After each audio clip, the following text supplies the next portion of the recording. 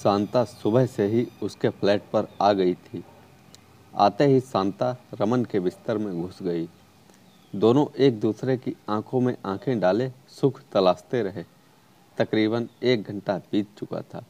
इस दौरान शांता सिर्फ एक बार रमन के बिस्तर से उठी थी और चाय बनाकर लाई थी। अब दोनों एक ही कप से बारी बारी से चाय की चुस्कियां ले रहे थे। उनके कपड़े अभी भी नीचे फर्श पर ही पड़े थे। रविवार होने की वजह से रमन घर में बिस्तर पर लेटा शांता के साथ मौज मस्ती कर रहा था। इसकी एक वजह तो यह थी कि अपनी कंपनी के झंझटों से उसे छुट्टी के दिन कुछ राहत मिल जाती और वह अपने ढंग से खा पी सकता था।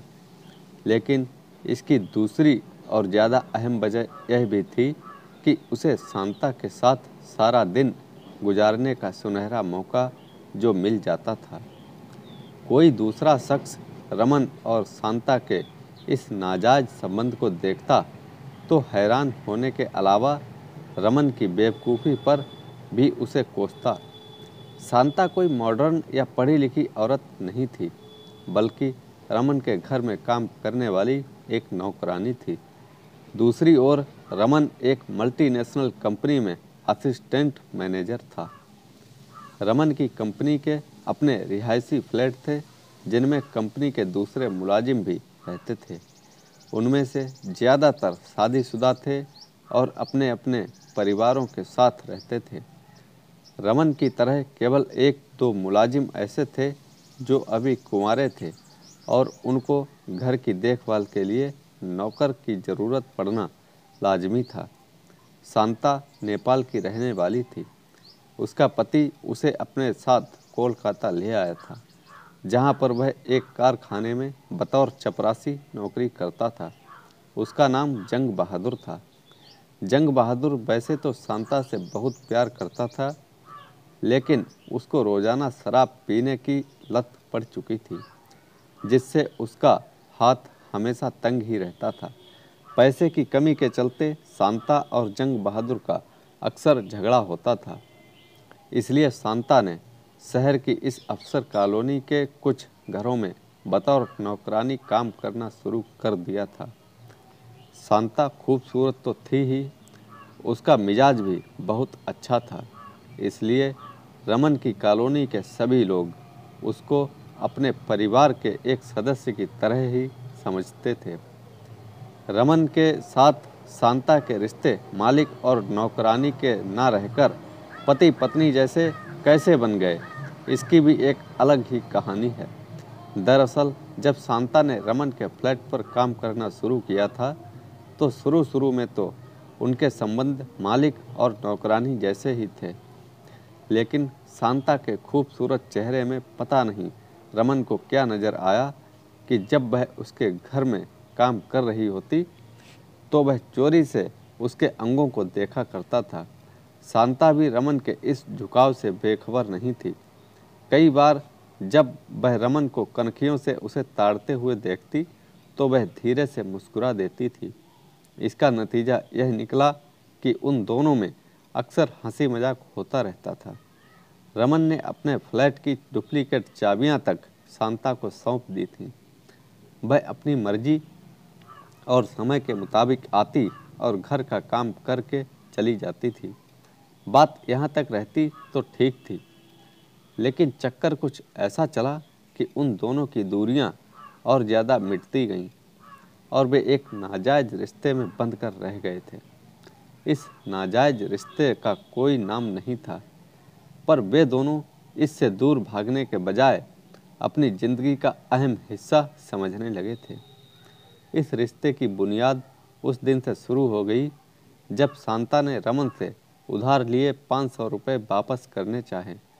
माली तंगी और जंग बहादुर की फिजूल खर्ची के चलते शांता अक्सर अपने कुछ मालिकों से पैसे एडवांस में मांग लिया करती थी और फिर धीरे धीरे अपनी तनख्वाह में से उस रकम को चुकता कर दिया करती थी।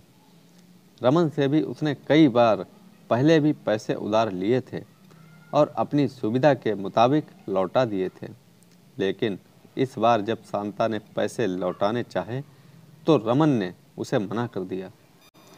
ऐसा करते हुए रमन के होठों पर कुटिल मुस्कुराहट तैर रही थी और आंखों में वासना की झलक साफ दिखाई दे रही थी। शांता ने भी उसकी भावनाओं को पढ़ लिया था। इस सच्चाई के बावजूद उसने रमन को पैसे लौटाने की जिद नहीं की। रमन को यही रजामंदी ही तो चाहिए थी। देखो शांता, आगे से तुम मुझसे पैसे वापस करने की बात मत करना। मेरे तुम्हारे पैसे अलग थोड़े ही हैं। मेरा पर्स मेज पर पड़ा रहता है। तुम जब चाहो इस पर्स में से अपनी ज़रूरत के मुताबिक पैसे निकाल सकती हो। रमन ने शांता को अपने प्यार का मीठा जहर पिलाते हुए कहा था। शांता तो यही चाहती थी। उसने सिर हिलाकर हामी भर दी थी। खुशी से पगलाए रमन ने शांता को अपनी बाहों में भर लिया और उसके खिले खिले चेहरे पर चुंबनों की बरसात कर डाली थी। फिर उसने शांता को अपनी बाहों में कसकर भींच लिया और ड्राइंग रूम की ओर बढ़ गया था। तब से दोनों के बीच यह जिस्मानी संबंधों वाला सिलसिला चल रहा था। रमन और शांता की जिंदगी में एक अजीब सा नशा छाया हुआ था।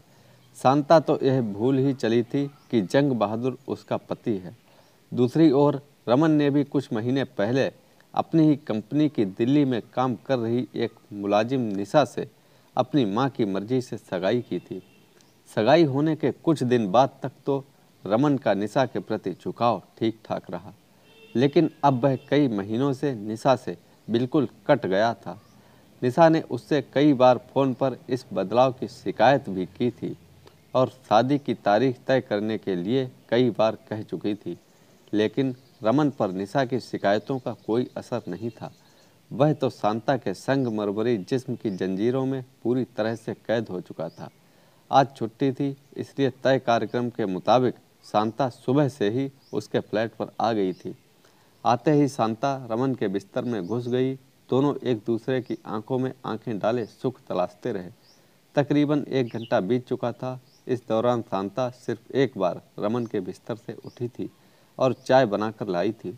अब दोनों एक ही कप से बारी बारी से चाय की चुस्कियां ले रहे थे। उनके कपड़े अभी भी नीचे फर्श पर ही पड़े थे। अचानक बाहर के दरवाजे से किसी के अंदर आने की आहट हुई। शायद शांता ने अंदर आते समय दरवाज़ा ठीक से बंद नहीं किया था। इससे पहले कि रमन और शांता कुछ समझ पाते, एक बूढ़ी औरत के साथ एक लड़की अंदर आ गई। वे निशा और उसकी माँ थीं। उनको देखकर रमन के चेहरे से हवाइयाँ उड़ने लगीं और चाय का कप छूटकर नीचे गिर गया। अपने कपड़ों की तलाश में वह नीचे फर्श पर हाथ मारने लगा। शर्मिंदगी से उसके मुंह से शब्द नहीं निकल पा रहे थे। दूसरी ओर शांता का हाल तो रमन से भी ज़्यादा बुरा था। उसे जैसे पहली बार अपनी ज़िंदगी की कड़वी सच्चाई से सामना करना पड़ा था, लिहाजा वह एक ही पल में अर्श से फर्श पर आ गिरी थी। शांता अपने जिस्म को अपनी बाहों से किसी न किसी तरह ढकते हुए उठी और फर्श पर पड़े अपने कपड़े उठाकर तेजी से बगल वाले कमरे की ओर भाग गई। निशा तब तक पूरे मामले को समझ चुकी थी, इसलिए वह बोली, रमन, अब मैं तुम्हारी सारी असलियत जान गई हूँ। तुम से शादी करके मैं कैसे जिंदा रह सकती हूँ। यह तो अच्छा हुआ कि माँ के ज़्यादा कहने पर मैं तुम्हारा हाल पूछने और शादी से आनाकानी करने की वजह जानने के लिए अचानक यहाँ आ गई। अब मैं अपनी सगाई तोड़ने का फैसला तुम्हें सुनाती हूँ। यह कहकर निशा अपनी माँ के साथ कमरे से बाहर चली गई। रमन बौखलाया सा अकेला अपने बिस्तर पर लेटा यह जानने की कोशिश कर रहा था कि जो कुछ उसके साथ हुआ वह वाकई कोई सच्चाई थी या एक बुरा सपना। तो दोस्तों, कैसी लगी ये कहानी लाइक करें, कमेंट में हमें बताएं और चैनल को सब्सक्राइब करना ना भूलें। धन्यवाद।